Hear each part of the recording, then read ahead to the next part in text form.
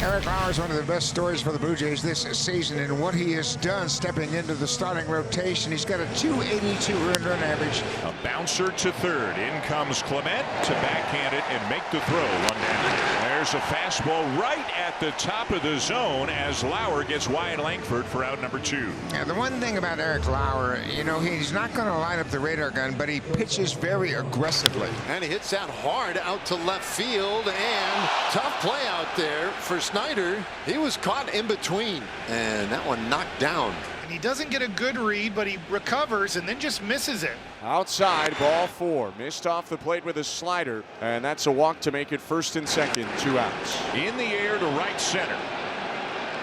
Lots of room for Dalton Varsho, and that is out number 3 as Lauer gets out of it. And they face Patrick Corbin today. Well, he's making his 23rd start of the year, 6-8 record, 4 flat ERA, 260 batting average against. Welcome back, George Springer, just back off the concussion IL, missed 16 games. And that is strike 3 called. So Springer down looking, and Corbin gets his day started right.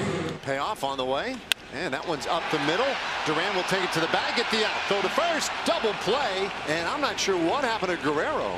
He may have slipped coming out of the box or something. Higashioka launched his 8th home run of the season yesterday. A 3-run shot hit on a line looping and caught on the backhand side. It's short by Bo Bichette. Awkward sound off the bat for Higashioka. 1 down. Fly ball left field. Schneider back on the track, makes the catch for the second out. And ball carried a little bit further than Snyder expected. Contact off the bat looked like a routine fly ball, but it kept carrying, took him all the way to the warning track in left field. Duran swings and hammers one down the left field line. It took him towards the pole. That ball is fair, and it bounces off the wall to Schneider. So Ezekiel Duran, who had a really nice homestand with his first at bat here on this road trip, delivers a 2-out double. 3-1. Hit on a line, caught by Jimenez, positioned up the middle to take a hit away and keep it scoreless. Middle of the second. And now Bo Bichette, who factored in yesterday in the big 4-run rally. Lines this one into left. It'll drop for a base hit. Well, that's another step toward 200 hits for the season. As Varsho hits it hard, left center field, and it's down for a base hit.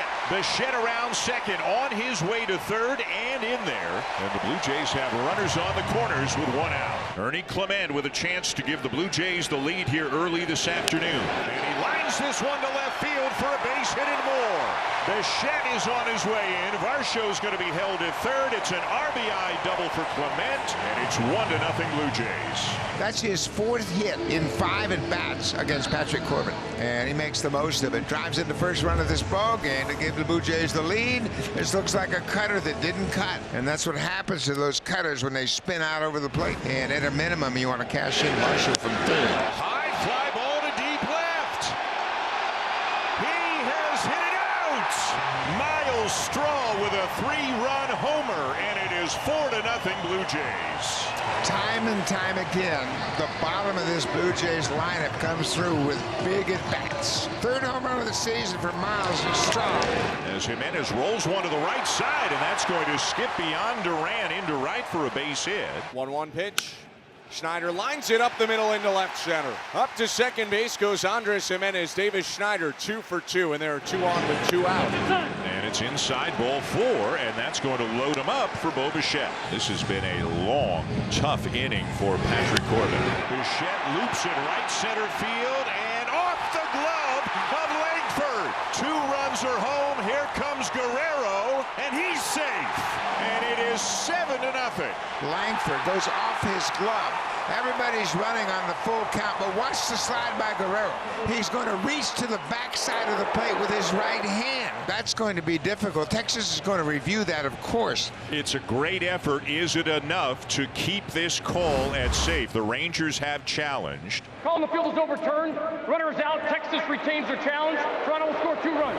Rangers now have had a runner in scoring position in all of the first 3 innings. They've stranded all 3 base runners so far.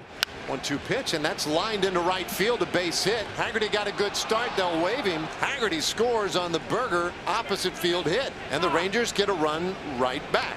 And that one is up the middle. That's a base hit. Berger turns second, but he'll hold. Rangers have a couple of 2-out runners again. You got to pitch ahead in this situation. We got a 5-run lead, and your strength is throwing strikes. Fly ball left field. Schneider over towards the corner, has room to make the catch.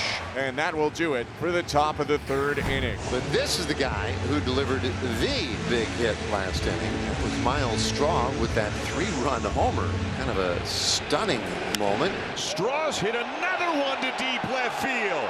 His second home run of the afternoon. What a day for Miles Straw. 2 homers and 5 RBIs already in this one.